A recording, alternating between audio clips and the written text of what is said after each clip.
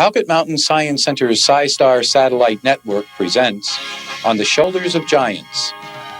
From the electronic synthesizing of sound and music, to searching through the vastness of space, to taking a closer look at our own planet Earth, scientists build upon the earlier research of others. Perhaps in the future, you too will echo Sir Isaac Newton's words, "I have seen further because I stood on the shoulders of giants." Join us to interact with today's leaders in science and exploration.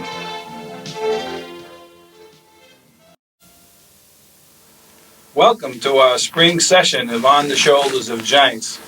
We're pleased to have with us two exciting guests. The first is Dr. Thomas Rhea, Assistant Department Chairman of the Berklee School of Music in Boston, Massachusetts. And seated to Tom's right is a household name, Dr. Robert Moog, who needs little or no introduction. Bob, welcome. Thanks, Tom. Happy to have you on a edition of Scistar and Shoulders of Giants. We want to get right into the program and have you tell us about how it all got started, and then after about a half an hour we'll take questions from our audience all around the country, teachers and students alike, and both of you we hope will chime in and respond to the questions. The big loaded question. How did it all start, Bob? Well, people, needless to say, ask me that question all the time. They seem to think that I woke up one night and it came to me in a flash, and that's how synthesizers began. Actually, I tie into a long tradition, a lot of things that came together in the 1960s when I began working, and I'd like to show what they are. I'm going to use some slides that Tom Rhea has been good enough to let me have. I should have mentioned that Tom's the Assistant Chairman of the Synthesis Department at Berklee School. Music synthesis, right? Yes. Mm-hmm. Okay. We'll go to our first slide that'll be coming up in a second. There we go. That's actually a second. There we go. There we go. Okay. This is the first influence that I felt as a person who was about to develop a musical instrument. What you're looking at there is the action of a single note of a grand piano. And you can see it's a very complex thing. In fact, it's probably the most complex mechanism that people get to use in normal consumer activities. So that's the first thing that I became familiar with, that musical instruments are nothing natural. They're very complex machines, all of them. The next slide, we're going to show the first big use of electricity in making musical sound.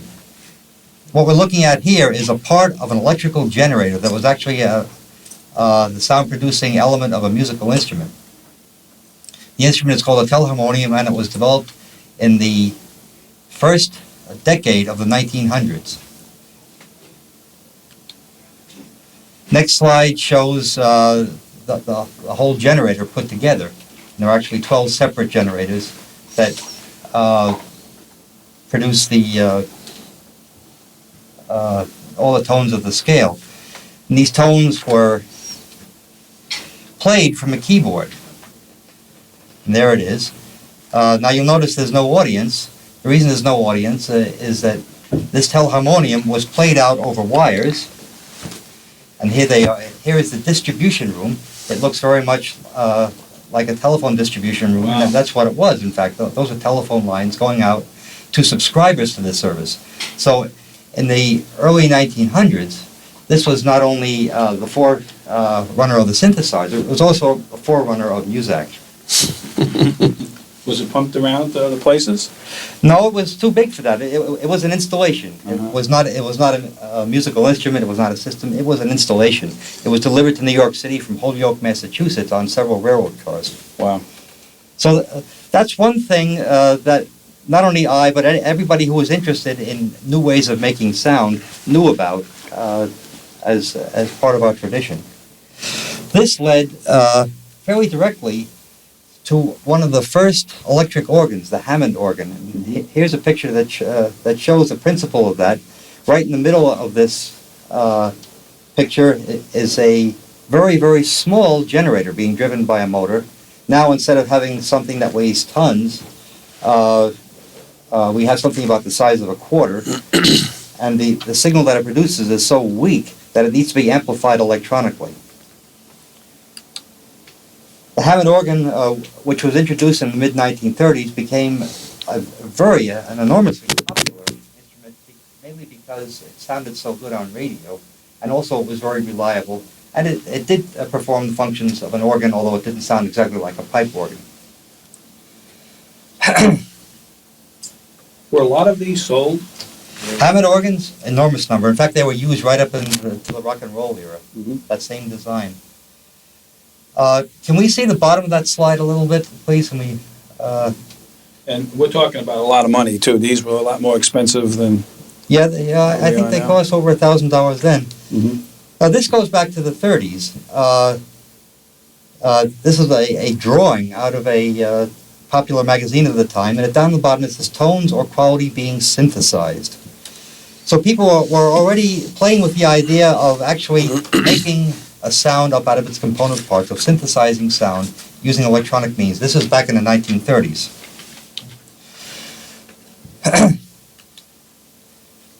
Now we go not to the idea of making sounds electronically, but controlling them in new ways.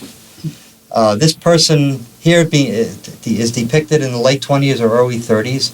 This is Professor Leon Theremin, a Russian physicist and inventor who came to this country with an instrument that you play by waving your hands around it. Here's a picture of him playing his first space-controlled instrument. This is called a theremin.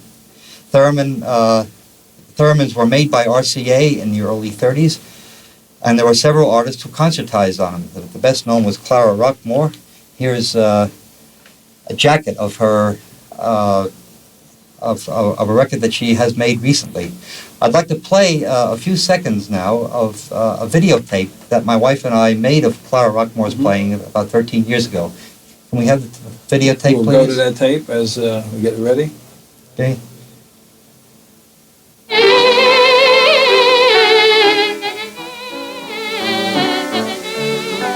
Notice that she's not touching anything at all. Her right hand is controlling the pitch. The closer she gets her hand to that vertical antenna, the higher the pitch goes.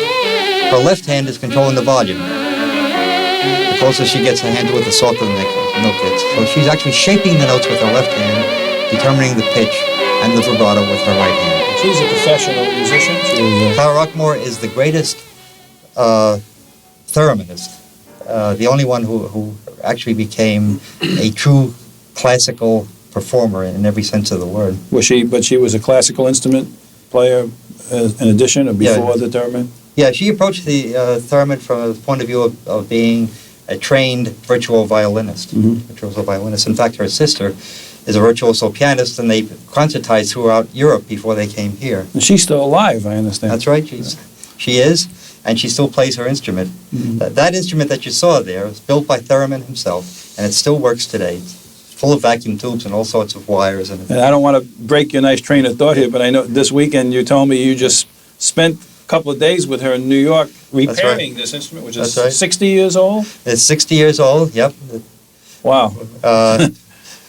By going to antique radio parts suppliers, we were able to get parts to get this instrument back to work. And you talk about modern electronics stuff, Tom. This instrument's older than we are. Yeah, I'll say. Yeah, see, the roots go back quite a way, actually. Okay. You want to go back to that next slide? This next slide now shows Theremin at another sort of control device that he developed. This is a keyboard theremin.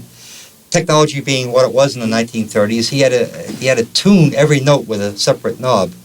Not only that, but he had to tune frequently because it would go out of tune as he played it. So the technique here was to play the note with one hand and tune it with the other hand. It was not entirely practical. It wouldn't lock in? He couldn't, once he tuned it, it wouldn't hold? Sure wouldn't. Here are some different sorts of controllers. These are played sort of like a cello. Fingerboard control, where you run your hand up and down the vertical rod and move those horizontal levers to control the volume instead of using a bow. And then Theremin also played with multimedia. This is a dance platform. The dancer's motions and the position determine the pitch of the sound produced. In fact, Clara Rockmore, the same woman who made that tape that we just saw, performed on this dance platform in Carnegie Hall in the mid-1930s.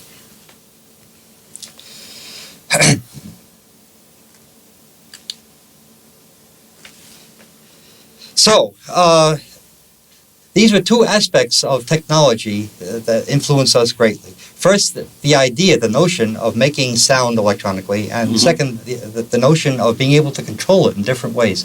And each different sort of control produce a different tone color. Outside of the technology itself, the musicians of the time were experimenting with sound. They wanted to do more than could be done with traditional instruments. They responded favorably to this new technology coming on the Well, scene? more than responded to it. They preceded it. Here is a very short segment of a piece by John Cage. That's just a percussionist playing, but you can hear what he's doing is arranging tone colors with relation to either. There's no rhythm, there's no melody, there's no harmony, but there is tone color composition.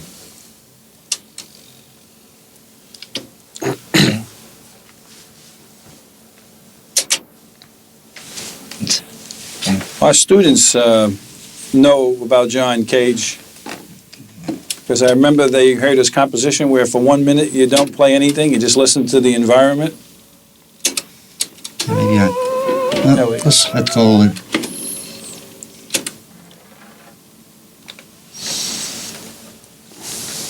Are we hearing anything? Yeah, There we go. Okay. That's what I get for pushing the wrong button. high tech.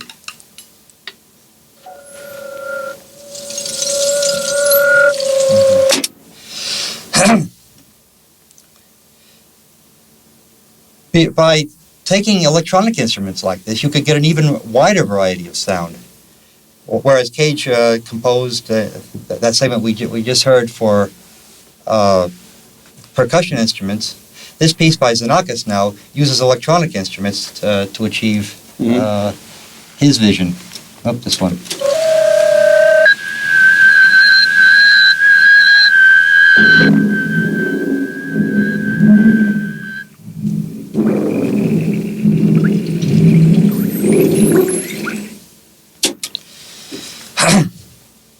Okay, let's... Now, was that an early version of a theremin he was playing, or was something else? No, this was just, of course, the theremin was only one of hundreds and hundreds of different electronic instruments that were designed for producing new sorts of sounds.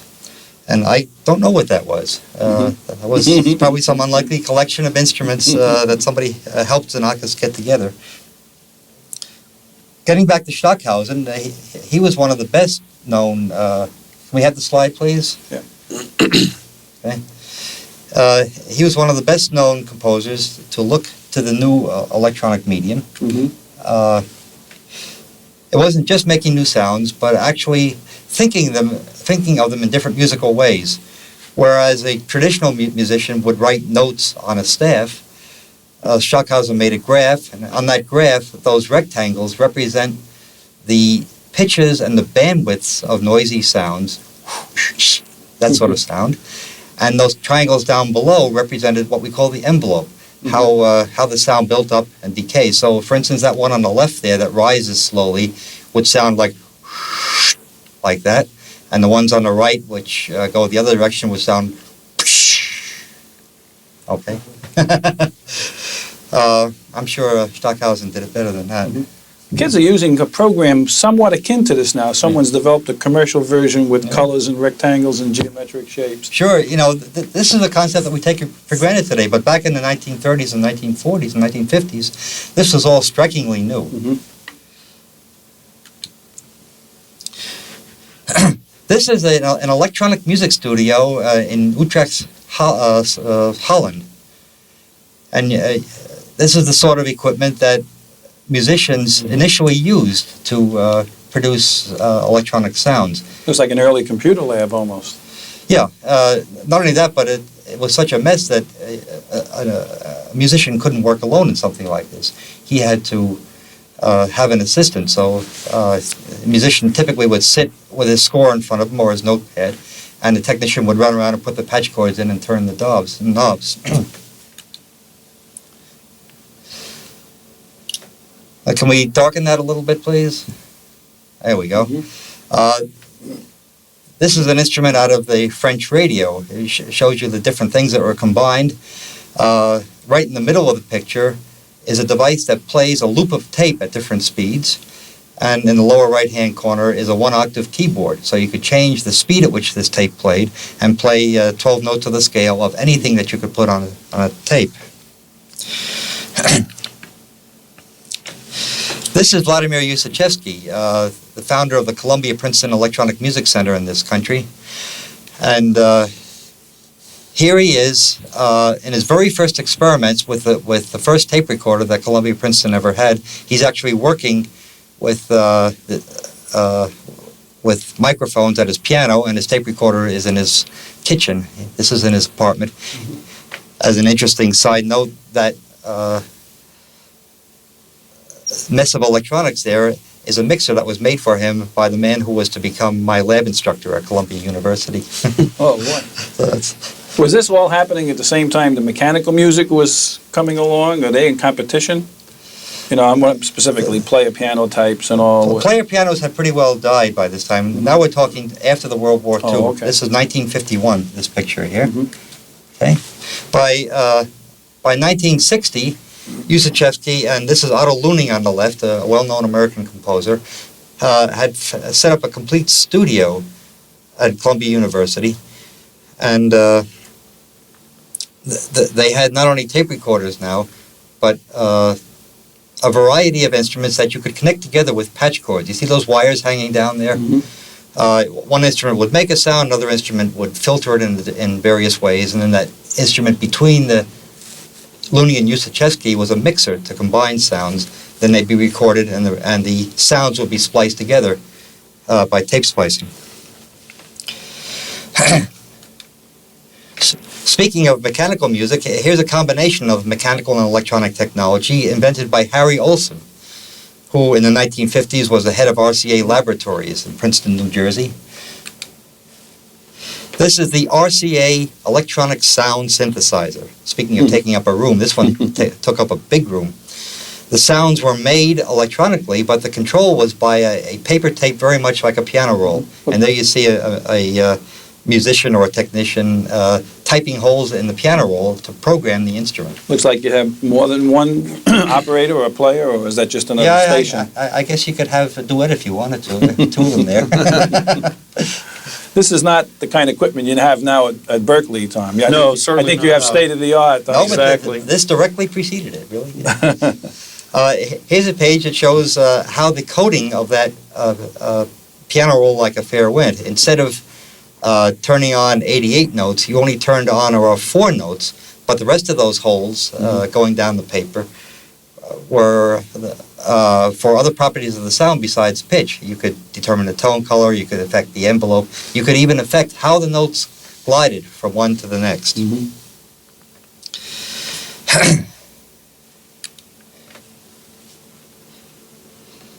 On the left, on this slide, is Paul Kedoff. He was an Italian engineer who developed a playable synthesizer in the early 60s. And on the right is John Eaton. That instrument is called the Synket. It has 3 small keyboards, each of which produce one tone at a time. And here's a picture of John Eaton performing on it. So by 1960 or 1961, the technology already existed to put everything that you saw, or not everything, but a lot of what you saw in the RCA synthesizer under the control of a musician in a package that he could actually check onto the plane, like a cello or a trumpet. It was a big development. And all these things I knew about, they all suggested what the next step was, really. What we're looking at here is, I'd say, 1962 or 1963. And it wasn't only I, but everybody else was aware of what the possibilities were.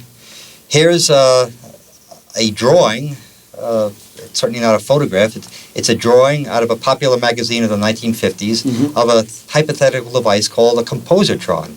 Compositron, as you can see, consisted of a video tube a whole bunch of knobs and switches to program, and a space to do your performance on. Today's computer music systems, as you'll see, look very much like this. And you were in graduate school then, or this right before you did your doctoral research? I was in graduate school. At Cornell, we might say? I built electronic musical instruments as a hobby.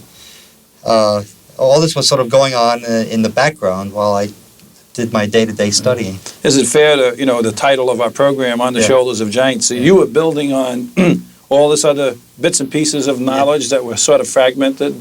Yeah, that's exactly the point. This activity was going on all over the world by all kinds of musicians, avant-garde experimental musicians. There were people who were making music for radio and television using these techniques.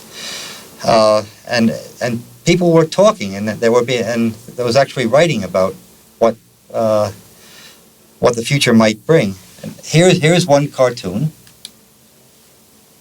Next slide, please. There we go. by well-known cartoonist Edward Curran. This appeared in the I think around 1963 or 64 in Saturday Review.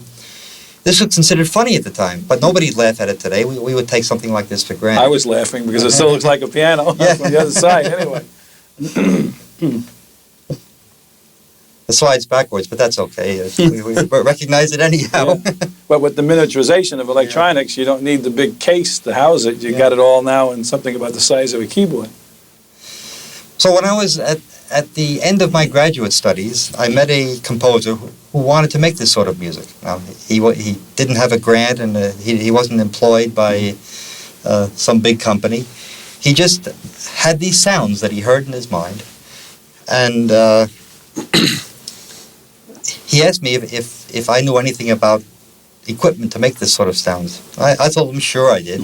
All I knew at that time is that I was interested, but I was certainly not about to know anything specific.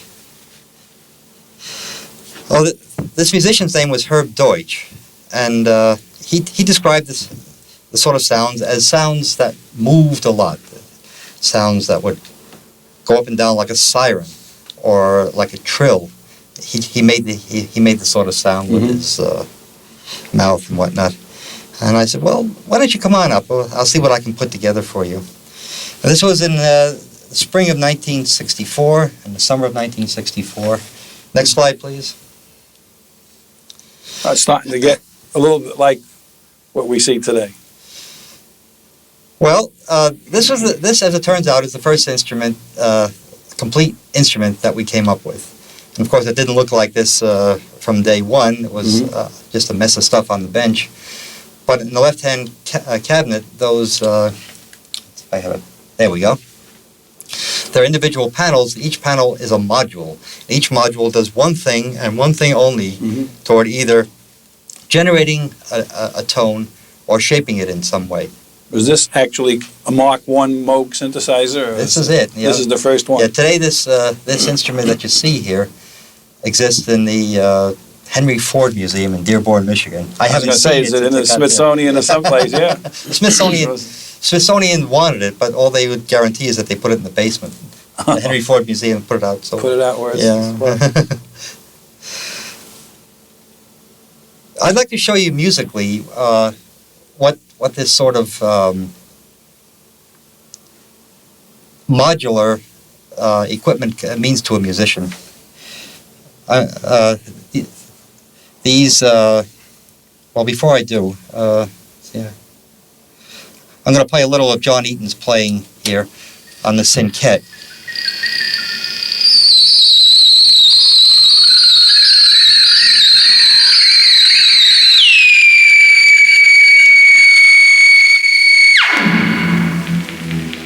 This is a live performance now.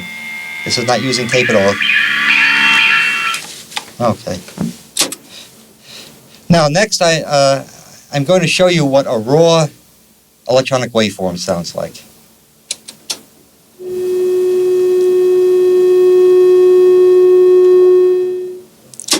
That's called a sine wave. It has very little harmonic content, just a dull... Just goes up and down. Now, if we make that a sawtooth wave, a waveform that rises linearly and then snaps down, as it turns out, that has many more harmonics, so it sounds richer and brighter.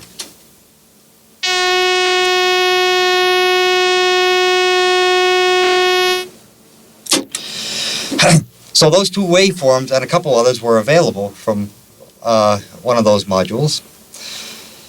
Now I could combine two waveforms, get a third sound. This is just mixing now. 1, 2. Now we combine them. So you get a harmonic or a beat in between, or you still get a two beat, sounds? Yeah. Well, it depends on how you listen to it. It's you can listen to it as either a beat or two different sounds. But the thing is that it's a different quality. That's already a more complex sound than either one by itself. Here's what we call modulation, changing periodically of the sound. We'll change the loudness periodically. Hear it getting louder and softer? So each time you're adding a little something to it. Now this much takes 3 modules. It takes 1 module to make the sound, 1 module to make the very slow variation, and then a 3rd module to impress that on the loudness of the first sound. So we have 3 different modules. Now, if instead of impressing that variation on the loudness, if we impress it on the pitch, we hear something entirely different. Okay, now the pitch is going up and down.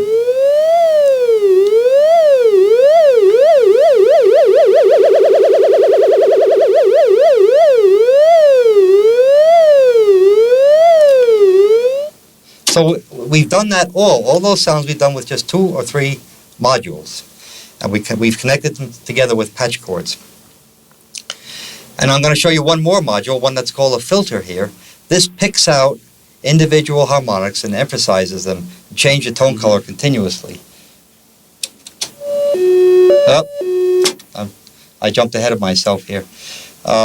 This is, instead of... this is a variation of the pitch now, but instead of doing it gradually with a sine wave, we're doing it abruptly with a square wave.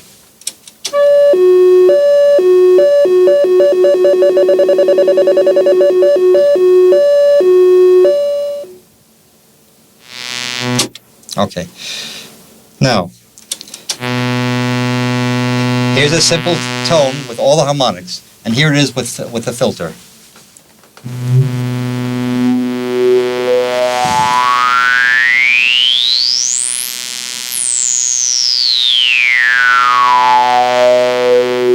Each of those is a harmonic. Wah, wah, wah, wah.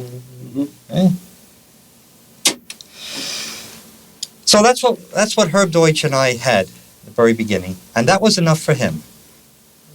With that capability, with just those few modules, we can go back to the slides now. With just those few modules, and with a keyboard, set of keyboards to control them, Herb actually made some very interesting music back then. This was the early 60s? This was 1964. From 1964 through 1967, we sold a lot of these instruments to universities and experimental musicians. And they experimented. They investigated what music could be made with these new sounds. The first time one of these sounds made it on a record was in Los Angeles, a record called Zodiac Cosmic Sounds. And it's today the record sounds pretty funny because it's typical 1960s Los Angeles music. But the first sound you'll hear was done by a Moog synthesizer on this record, and it is the very first sound that was ever on a commercial record, Moog sound.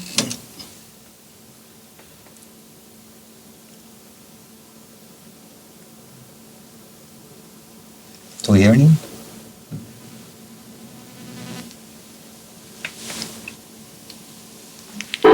There it is.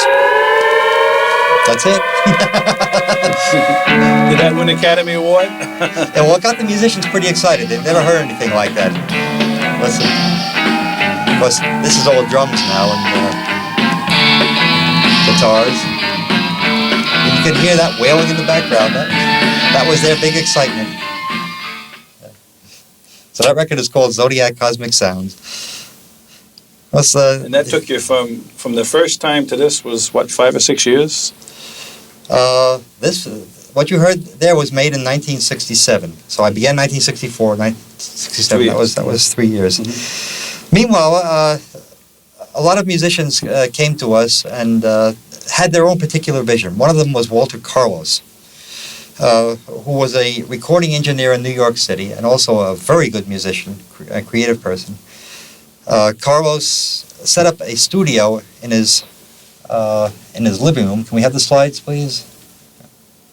Okay. There. By 1967, 1968, Carlos had a setup like this in one corner of his living room. On the left was an 8-track tape recorder. And right in front of him, up at top, was our synthesizer equipment. See, it had grown quite a bit by then. And then below that was a mixing console. He set about to make a record called Switched On Bach with this, where each line of Bach compositions was recorded on one track of that tape recorder. You have a slide of that album? Here's the... And we have a copy of the album. Yeah. Here's... That's it. This is a collector's item now, I guess. Well, you can still buy them. Can you? Yeah. There we go. That's my hand there, you see. Yeah, you can see the blue coat better here. Yeah. Yeah, in fact, one of our staff members, I believe, brought that in. Yeah, over 1 million records was sold. It's become the largest selling classical record of all time. In case you haven't heard it, here's what that sounds like, and you can hear. Now, does Bach's music particularly lend itself well to computers, Tom? Is it because of the compositional techniques that computers emulate it well? Well, I think it's because Bach's music is linear music, and it was terraced in dynamics, and there were distinct lines. Mm-hmm. And one of the reasons I believe that Carlos made such a big hit with it, it was maybe the first time the public had actually heard some of those inner lines in a Bach fugue or something like that. So it was a very colorful presentation of some music of the past, and I think Bach was a very fortuitous choice on the part of Carlos. I know this may be a little unfair in the interest of time, Bob. If we could see a few more slides and about 20 of start to take questions from our viewers, because I sense they're chomping at the bit, and they do want to talk to you and Tom, and we'll just start to take calls, and in between you can cut back to some slides and some more dialogue. Okay, let's move along on some of these other slides. Switched On Bach was the biggie for us. That really thrust us into the eye of the public. It also showed the music business, the industry of making records, what could be done if you really had the talent. And here are some of the, quote, Moog records of 1969, made on the heels of the success of Switched On Bach. Wow. Here's, this one is called Everything You Always Wanted to Hear on the Moog. And just take a quick listen to that. Really.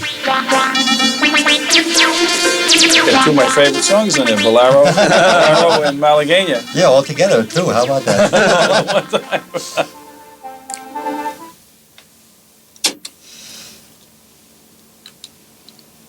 This was the size of instruments that we were making in the late 60s. This was a Moog synthesizer that would go into a studio and be used to make a record like we saw. And there I am at an industry show showing one of the new modules. This is a module that was called a frequency shifter. That's what I looked like 20 years ago. Still have the gray hair. Still have the gray hair. We do have a caller on the line waiting from New York. Would you mind if we took that call and saw what Chip has to say from Newark Valley, New York? Let's do it. Okay, we're ready to take that call, Chip. Go ahead. I have a question about the actual music. They did classical music tests and heavy metal tests on lab animals, and with classical music they didn't get confused like going to find cheese, and with the heavy metal music they did get confused. Have there been any tests done on this type of music, and if so, what are the tests, or what are the results? Well, it isn't really related to our not a type of synthesizers, music. but... No, yeah, first of all, this is not a type of music. We're talking here about a tool for making music. This has been used for both classical and heavy metal. Right. and a lot of other different kinds of music too. It's a good question, Chip, but it's not Yeah. what we're really addressing right now. But Yeah, we're not talking about a type of music, Chip. right. Let's take a call from Rick in Mentor, Ohio. And Rick, go ahead. You're on Scistar. What is your favorite kind of synthesizer? Wow, that's a loaded question, huh? What's your favorite kind of music? Favorite kind of synthesizer? Well, I should tell you that I work for Kurzweil Music Systems now. I'm Vice President for New Product Research, and that is my favorite kind of synthesizer. Well done, well done. You know, while we go back to your slides and take some more calls, is this an appropriate time to look at what we have behind us, or is that coming later? That'll be just a little bit later. Okay. And I think we can take a few more slides while we wait to hear from some other callers. Okay. Switched On Bach came out in 1968. It was a big hit. And by 1970, some of the more creative rock musicians were taking an interest in this new instrument. What we see here is Keith Emerson. He was the first one to make a hit rock record using a Moog synthesizer. And here's that cut. This is Lucky Man. Is he also playing anything with his feet, or is he just standing on a? He's just standing there on the open network there. You need to switch around and play it both. Yeah. This was a very big hit in 1971. Lucky Man. Yeah. What's the name? Oh, what a lucky man. Lucky Man. Yeah, Lucky Man. Well, we're jumping around the country now. We've had New York State and Ohio, and now we have Jeffrey from Kennebunk, Maine. And I know you're going to get lots of calls, and we'll be able to take calls even after we're off the video portion. We'll continue to take calls on the audio. So, Jeffrey, if you're ready, we're ready for your call to either Dr. Moog or Dr. Ray. Yes. You know the instrument that you didn't touch anything, play any strings, or The keyboard? Uh-huh. Why did those instruments become more famous? Why didn't they become more famous? Well, they were introduced at the end of the 1920s, just around the time when the Depression started. They cost $550 each, and they were hard to play. So we had an instrument that cost a lot of money, was hard to play, and nobody had any money anyhow. So basically, that's why it didn't go very far. That was a lot of money in those days, Jeffrey. Yeah. You could buy a car with that much money. Do we have another question, Jeffrey, while we have you on the line? Nope, he's gone. We have Alan from Mentor, Ohio. Okay. Alan, we're ready for your call. Okay. Yeah. Could you hook up a normal computer to make electronic music? As opposed to an abnormal computer? Yes, you can hook up most any computer to make electronic music today. What you need is something called a MIDI interface. Some computers already have a synthesizer built in, but if yours doesn't, like say you had an IBM or a Commodore 64 or something like that didn't have its own synthesizer inside, you could get a MIDI interface for it, and then use that in conjunction with any synthesizer that you can buy today. Tom, what does MIDI mean? Is that an acronym? Yeah, MIDI is an acronym. It stands for something. It stands for Musical Instrument Digital Interface. And it's kind of a fancy way of saying that computers and electronic musical instruments can talk to each other. Of course, they talk to each other in computer language, zeros and ones, things like that. It's not something we could understand. How expensive is a MIDI? Oh, the range is incredible, from $200,000 to $100. I mean, from Kmart kinds of things that you use in your home to things that... For our students that are listening, though, they would need a keyboard, or I want to use the keyboard, they need a synthesizer with a MIDI interface. Yeah, you generally need something to play with, which we would call a controller, and you need something to make sound, which is some kind of a sound generator. And you can use a personal computer or not, depending on what you want to do. But Bob, when you were developing the Moog synthesizer, you didn't really have PCs and the computers that kids have today. No, the first Apple computer that I saw was around 1977, and we're still... with this Keith Emerson, for instance, we're 6 or 7 years before that. So this is really, the last decade that all the great strides have been made. That's right. Did you sell many commercial versions of the Moog synthesizer? Yeah, let me show you. one of our most popular ones. At least there we go. This is the Mini Moog. This could do a lot of what the modular systems could do without all the patch cords and so on, but it was small enough to carry around. It was self-contained? Yeah, Keith Emerson had one, and I guess there were a total of 12,000 or so of these made. And to this day, they're used quite a bit. The sound that they produce is a very important part of contemporary music. And these, I still have to plug them in. They're not battery powered or anything like that. No. These, we're not battery powered yet. Well, while you go to this next slide, if we can get our calls hot and heavy now. John from Allentown, Pennsylvania. John, we're ready for your call. Yes, I have a question for you. What was the range of polyphony on the Moog synthesizer? Did it play more than one note at once? Some models did and some models didn't. The question is... Yeah, go ahead. What about the modular system? You could play as many notes as you had modular. The more modules you had, the more notes you could play. Usually they were used to produce 1, 2, or 3 notes at a time. The Mini Moog produced 1 note at a time. There was an instrument called a Poly Moog, and there's one in back of me here, this Memory Moog, produces 6 notes at a time. Is this still the Mini Moog? This, you say it's a Poly Moog? This sounds like the Mini Moog, but you can play 6 notes at a time, and it has computer control. Can you play something on it? Is it hooked up to play? Well, there. Let's get a little weirder. So you can play some heavy metal kind of sound? Well, in order to play heavy metal sounds, you have to be a heavy metal musician. That's not your bag, Tom, is it? I can do that, but not behind my back. We have another question. Is John from Allentown still on the line? No. Okay. Let's go to Barry in Binghamton, New York. Barry? Yeah. Go ahead. We're ready for your call. Okay. What medium are the sounds stored on? Like, could you put them on a compact disc? In a Moog synthesizer, there was no sound storage whatsoever. The sounds are made by the electronic circuits inside as you needed them. If you wanted to store them, you would need a tape recorder or some other recording device outside of the synthesizer. Synthesizers that store sounds are called sampling synthesizers, and we'll talk about those right now. You have those up at Berkeley and others. Oh, yeah. Well, we'll take a call from Ben up in Kennebunk, Maine, because I believe our new president is in that area, so we want to make sure we give equal time here. Let it go, Ben. And let's take that question from Ben. Hi, how you doing? Hi, Ben. I was just wondering what you thought the role the synthesizer would play in the overall mood of music. In the overall mood? Well, it really depends on the musician. The synthesizer is a tool, and it's a very general sort of tool. You can make it, you can play traditional music on it, you can play very active dance, lively dance music. Hold its own as a primary tool, as in like switch from Bach, or whether it's better as a fill-in instrument? It depends on the musician. It really depends on how you use it. It can be used either way. Tom, you want to add to that?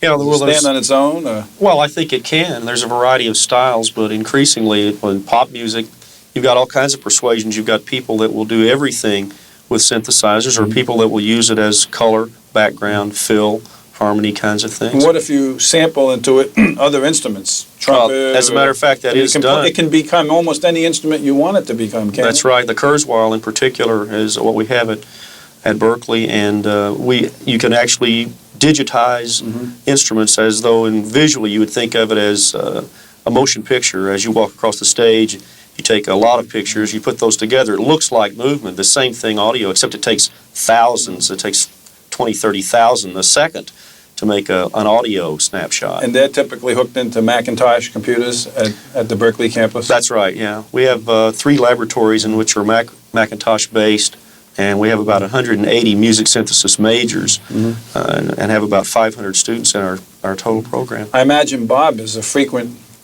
request for speaker up there. Oh, yeah, Bob's been over a couple of times. Yeah.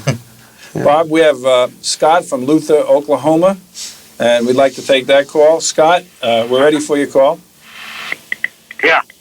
Go ahead, Scott. I was wondering if that instrument you rub your hand up and down and play, can you still buy one of those? A theremin? No. They're museum pieces now. The instrument that I showed you is 60 years old.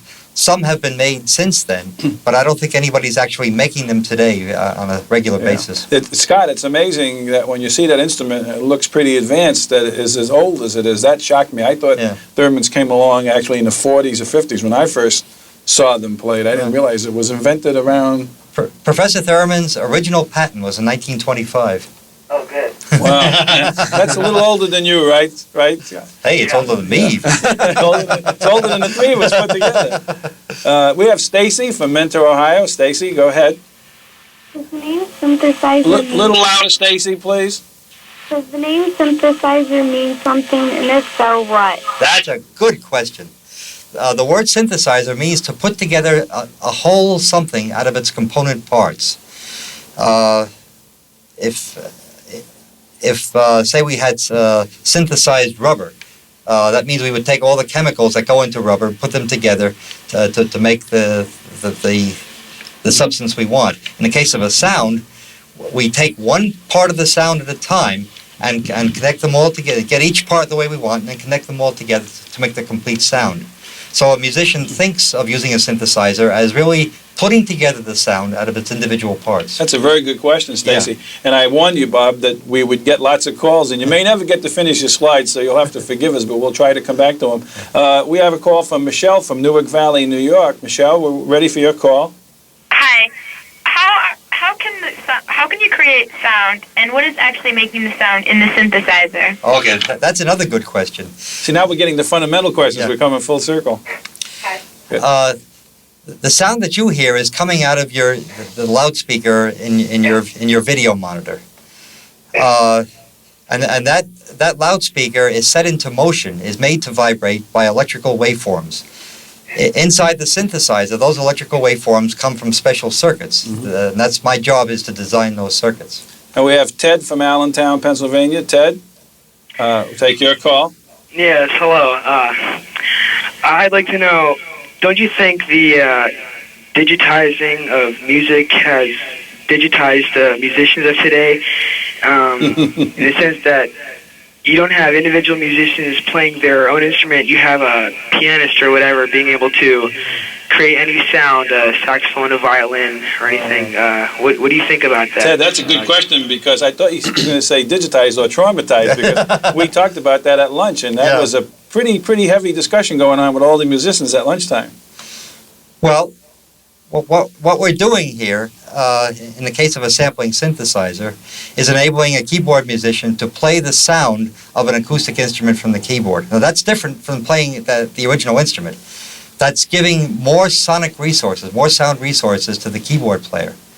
It's not stopping violinists and trumpet players from playing. They can play their instruments all they want. What this is doing is giving the keyboard player more to do, and it inspires a lot of keyboard players. They can do things that they never dreamed of being able to do. Well, a basic what happens thought with students. Yeah. Well, a basic thought also that you might consider is that the piano can be played by many different people in many different styles, just as a digital synthesizer can be done the same way. A digitized sound doesn't mean that when you sit and play that everybody will play in the same style or even the same inflection or nuance. So it's partly a matter of your training, how you've been taught, what your musical sensibility is, things like that. Well, I guess he was more, asking the question of are you stereotyping the musician as opposed to are you going to put them out of work? Is that implied in that question? You won't put the people out of work that use the new media, just as when there were automobiles, the people that formerly made carriages became automobile manufacturers, and the guys that made buggy whips either quit making buggy whips or they made something that became on the steering wheel. One technology replaced another, probably more jobs. Right, exactly. Music has that's never been better off than at the time we are right now. We have 3,000 commercial music students at Berkeley. I mean, we've never been in better shape for people that are talking about music as this or that as a multi-billion-dollar business, the music industry, and it's very healthy right now. We have Billy from Kennebunk, Maine. Billy, we're ready for your question. Yeah. What makes your synthesizer so advanced to another one? He just automatically assumed that, right, Bob? Well, actually, the instruments that are called Moog synthesizers are not advanced by contemporary standards. They were developed in the 1970s and even the 1960s. They have a very distinct sound of their own. It's like the sound of a trumpet or a violin is a distinct sound of its own. Other synthesizers that have been developed have their own set of features. So it's really not as much a matter of being advanced as having sounds that get musicians excited and suggest to them the kind of music they can make. Mm-hmm. Excellent questions. We have Sheriff from Mentor, Ohio. Sheriff, go ahead. What do you want to do with the synthesizer that you haven't accomplished yet, and how much does it cost?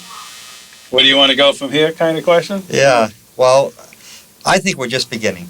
I can think of a lot of things that I'd like to accomplish. I don't think they can all be done in 1 year or 5 years or 10 years or my lifetime. Besides me, there are thousands of people in the world today designing electronic keyboard instruments, synthesizers. As time goes on and electronics becomes even more advanced, we'll be able to do more for less price. The instrument that you can buy for $500 today can make 4 complex sounds, whereas the instrument we sold for $2,000 back in 1975 or 1980 could only make 1 sound. Mm-hmm. And that's the way things are going. Musicians, with every year that's electronics goes on, musicians get more and more for less and less money. Will it make better musicians out of musicians, or will it just change the way we think about music and more people can participate? Is either Tom or Bob, you want to address that question?